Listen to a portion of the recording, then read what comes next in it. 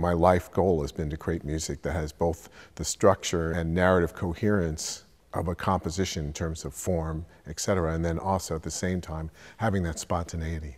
I balance both being a musician and performer and a composer. And I think in my career I began as a classical pianist, and then I got involved in jazz, and then I sort of made my reputation in New York in the early 70s as a pianist. But I was always interested in composition, always fascinated with it. And when I remember in high school I read Birth of Tragedy by Nietzsche, and I became fascinated with the idea of creating an opera. So finally in 1986, my first opera, X, The Life and Times of Malcolm X, premiered at New York City Opera. And I've been working in that area quite a bit ever since. He's a composer, of course, but he's not in the composition area. So in many ways, you have people coming to study with him who are sort of moving outside of the realm of the composition area. I mean, his enthusiasm and love for music is contagious, and you feel it, and he speaks with complete authority. And he's an encouraging person. You know, he's engaged and positive and full of laughter, and you know, students love that. I love writing for large forces. I love the theatrical element. I love working in collaboration with other artists, which I think is great, because usually as a composer it's a lonely experience, and it's much more fun and much more, I think, interesting to collaborate.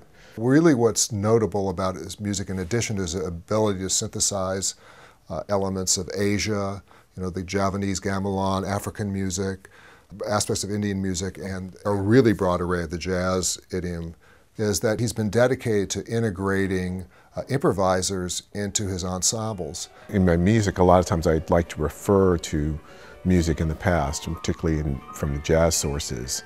I'm always thinking about Duke Ellington and Charles Mingus and Thelonious Monk and John Coltrane and other artists I think are incredible musicians, as well as classical sources like, you know, Stravinsky and Schoenberg and Berg.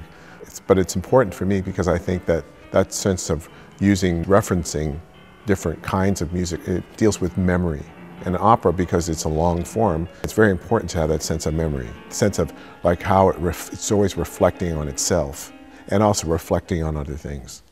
Working with Tony is a real pleasure, because not only does he give me a meaty job to do, but he also asks me to be myself. He always pushes me too. The next piece is always harder than the last. He's asking me to do more, but he also gives me a lot of improvising ability, so I'm able to throw myself in fully, both as an improviser and as an interpreter.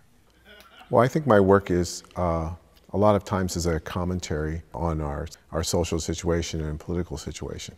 X certainly function in that way. Tanya in another way, in kind of more of a comic way. I think that's part of the function of opera too, because an opera is a rumination. It allows you to take the time to look at a subject from different points of view, and also to look at something in depth. What's behind it? What are the ideas behind it, and also what is the emotional strand behind it? These stories tell the story of how we got where we are, who we are, where we come from, also where our traditions and culture comes from.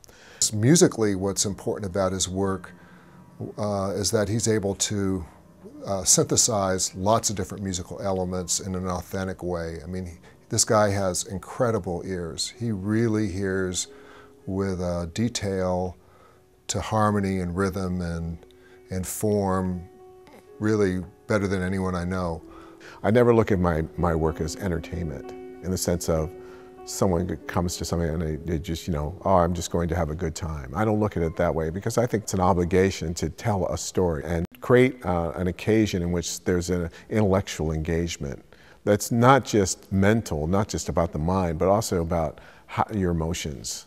And so hopefully I like to always engage with the audience emotionally, and also to take them on a journey to unexpected places.